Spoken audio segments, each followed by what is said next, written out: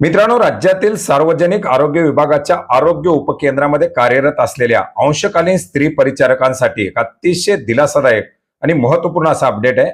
मित्रांनो, राज्य शासनाच्या माध्यमातून सार्वजनिक आरोग्य विभागाच्या आरोग्य उपकेंद्रामध्ये कार्यरत असलेल्या अंशकालीन स्त्री परिचारकांच्या मासिक मानधनामध्ये दुप्पट वाढ करण्याचा निर्णय घेतलेला आहे. आणि याच्या संदर्भातील एक महत्त्वाचा असा जी.आर.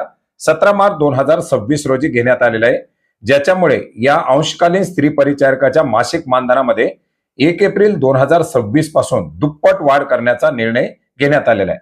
मित्रांनो, आरोग्य उपकेंद्रामधील अंशकालीन स्त्री परिचारक गाव पातळीवरती, आदिवासी, दुर्गम भागातील, डोंगराळ भागामधील प्राथमिक स्वरूपाच्या आरोग्य सेवा या तळागाळापर्यंत पोहोचवण्यासाठी अतिशय महत्त्वाचा असा रोल पार पाडतात. आरोग्य विभागाकडून राबवण्यात येणाऱ्या विविध आरोग्यविषयक कार्यक्रमाचा लाभ प्रत्येक कुटुंबापर्यंत पोहोचवण्यासाठी या स्त्री परिचारकाची भूमिका अतिशय महत्त्वाची आहे. आणि त्यांचं हे काम पाहून आणि लोकप्रतिनिधींच्या माध्यमातून केलेली मागणी, संघटनाच्या माध्यमातून केलेली मागणी, याचप्रमाणे इतरही काही मागणीच्या अनुषंगानं हा एक महत्त्वाचा असा निर्णय घेण्यात आलेला आहे.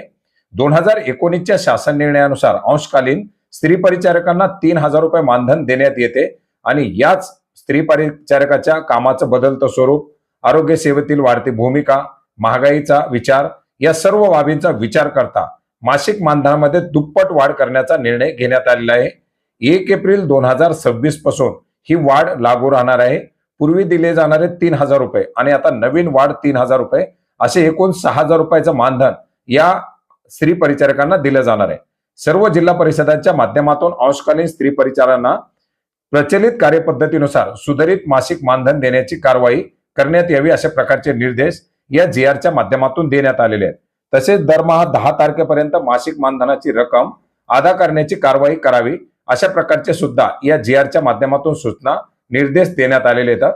मित्रांनो, हा महत्त्वाचा असा जी.आर आपण maharashtra.gov.in या संकेतस्थळावरती पाहू शकता. याची लिंक आपल्याला व्हिडिओच्या डिस्क्रिप्शन बॉक्समध्ये सुद्धा मिळेल. धन्यवाद.